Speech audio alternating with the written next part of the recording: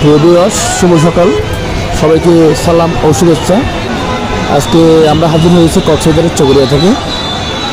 আপনারা দেখতে পাচ্ছেন দীর্ঘ 10 বছর 2 মাস 14 দিন পর আজ নিজের জন্মভূমি কক্সবাজারে ফিরছেন বিএনপির স্থায়ী কমিটির সদস্য ও সাবেক যোগাযোগ প্রতিমন্ত্রী সালাউদ্দিন আহমেদ। তিনি আজ সকাল 10টা 55 মিনিটে কক্সবাজার বিমানবন্দরে পা রাখার খবর থাকলেও তবে এখনও পর্যন্ত আমরা নিশ্চিত নই তিনি পৌঁছেছেন কিনা।